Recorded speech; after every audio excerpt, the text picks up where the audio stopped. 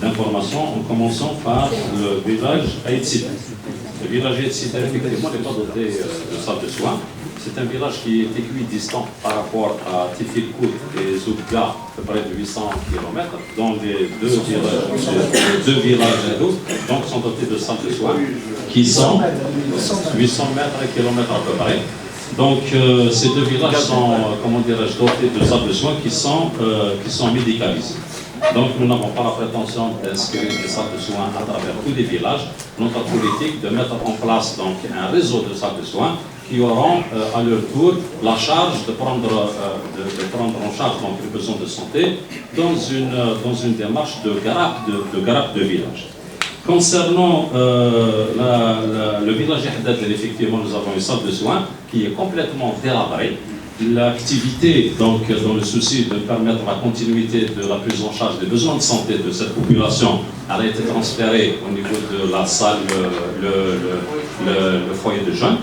Donc, il ne s'agira pas de reprendre les travaux de réhabilitation au niveau de la salle de soins de Ihdadel dès lors où l'expertise qui a été effectuée montre que c'est une structure qui est à démolir et il faudrait reconstruire en lieu et place une structure moderne, normée, et à ce titre, donc, nous invitons le président de l'APC à faire monter donc, un dossier dans ce cadre-là et nous aurons à l'accompagner sur le plan technique et trouver un financement le plus approprié possible pour donc, réaliser une sanction au niveau du village Ihdadel.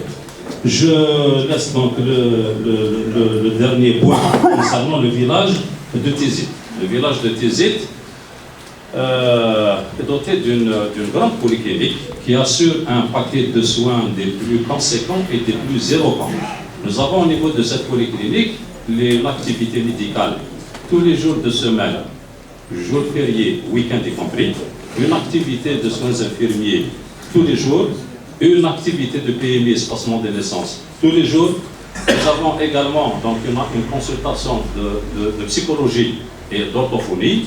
Nous avons également un service d'urgence qui fonctionne H24. Nous avons de l'évacuation médicale en continu.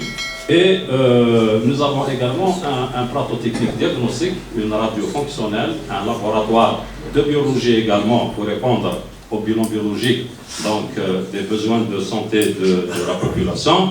Et la cerise sur le gâteau, nous avons également une mission de soins à domicile, M. Wali, qui se fait pour accompagner donc, les personnes âgées, les personnes à mobilité réduite, les grabataires, les malades chroniques qui nécessitent donc des soins à domicile. Une petite équipe est destinée donc, à couvrir ces besoins particuliers. Cette polyclinique a été conservée par une enveloppe de 350 millions de centimes qui a porté sur la prise en charge des travaux d'étanchéité, des travaux de réhabilitation ont été effectués également.